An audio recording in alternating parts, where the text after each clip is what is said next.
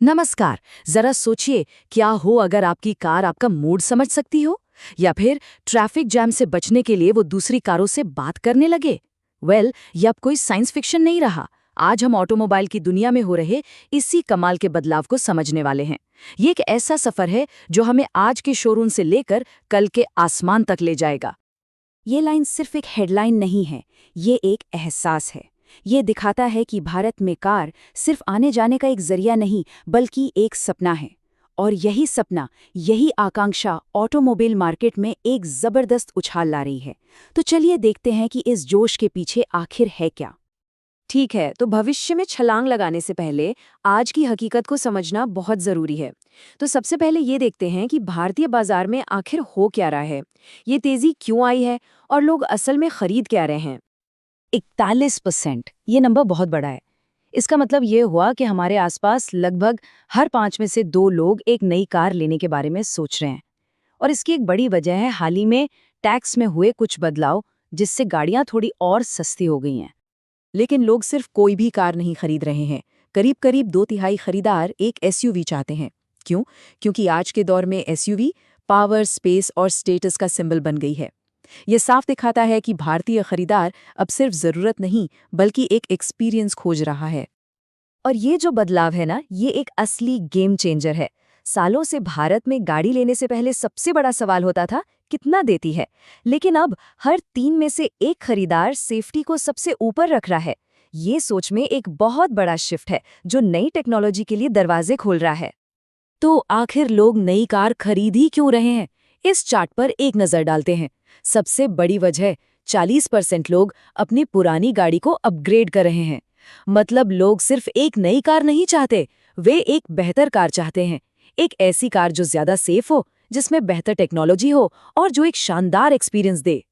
तो कुल मिला के बात यह है कि भारतीय कार खरीदार अब सिर्फ पैसे वसूल वाली गाड़ी नहीं देख रहा। वो एक अनुभव, एक एक्सपीरियंस की तलाश में है। और इसी एक्सपीरियंस की खोज कार टेक्नोलॉजी में क्रांति ला रही है। आइए देखते हैं कि ये क्रांति आखिर दिखती कैसी है।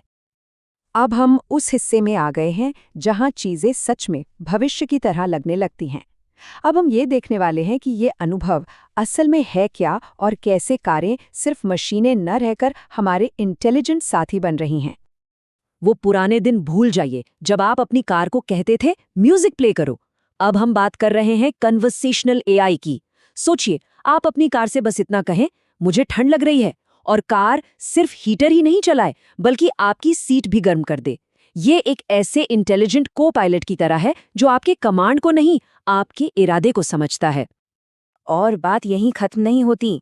आपकी कार आपके ड्राइविंग के तरीके को सीखकर सस्पेंशन को खुद ब खुद एडजस्ट कर सकती है। ये आपकी हार्ट रेट को मॉनिटर कर सकती है, और अगर आप थके हुए हैं तो आपको अलर्ट भी कर सकती है। कुल मिलाकर ये आपकी कार को आपकी जिंदगी का एक हिस्सा बना रही है। और सिर्फ कार का दिमाग ही नहीं, उसका दिल भी बदल रहा है। हम धीरे धीरे पेट्रोल और डीजल से दूर होकर इलेक्ट्रिक, हाइब्रिड और यहाँ तक कि हाइड्रोजन जैसी साफ सुथरी टेक्नोलॉजी की तरफ बढ़ रहे हैं। ये एक ऐसा बदलाव है जो न सिर्फ हमारे चलाने के तरीके को बदलेगा, बल्कि हमारे प्लैनेट को भी बचाएगा।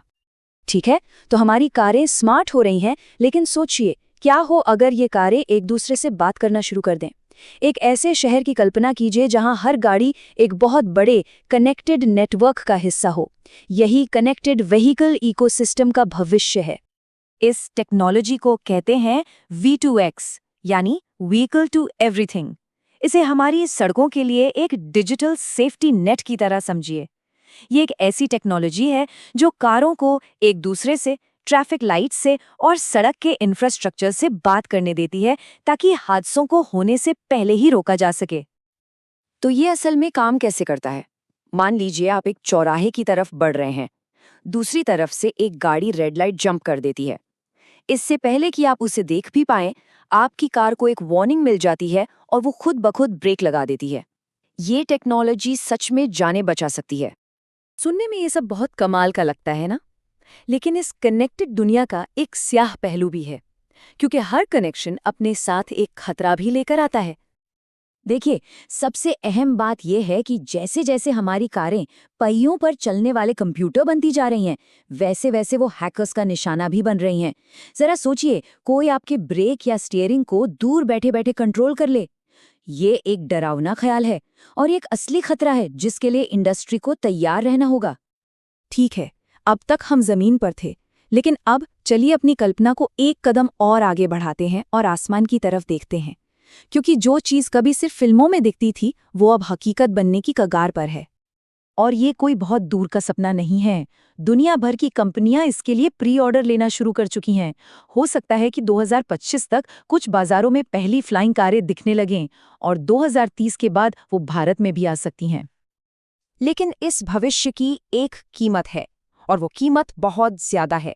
शुरुआती मॉडल्स की कीमत 8 करोड़ रुपए तक हो सकती है। तो ये साफ है कि शुरुआत में ये टेक्नोलॉजी सिर्फ सुपर रिच लोगों के लिए ही होगी। और पैसा ही अकेली चुनौती नहीं है। हमें बिल्कुल नए नियम कानून, नए तरह के इंफ्रास्ट्रक्चर और सेफ्टी सिस्टम्स के बारे में सोचना होगा। हम आसमान में ट्रैफिक को कैसे मैनेज करेंगे? इन गाड़ियों को उड़ाएगा कौन?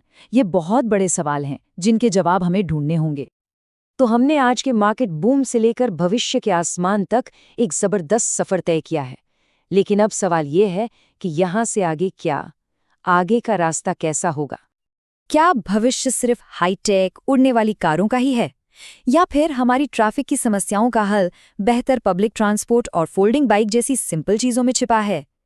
एक तरफ हमारे पास व्यक्तिगत टेक्नोलॉजी से भरी गाड़ियां हैं और दूसरी तरफ हमारे पास समाज के लिए बने सस्टेनेबल समाधान हैं। हमें कौन सा रास्ता चुनना चाहिए? तो आखिर में सवाल यही बचता है, जैसे जैसे हमारी कारें और ज्यादा स्मार्ट, सेफ और यहाँ तक कि उड़ने वाली भी बन रही हैं, क्या हम एक समाज के तौर पर इस सफर के लिए तैयार हैं? टेक्नोलॉजी तो आ रही है, लेकिन असली चुनौती ये पता करना है कि ये एक ऐसा भविष्य बनाए जो सिर्फ कुछ लोगों के लिए नहीं बल्कि हम सबके लिए बेहतर हो। सोचने वाली बात है ना?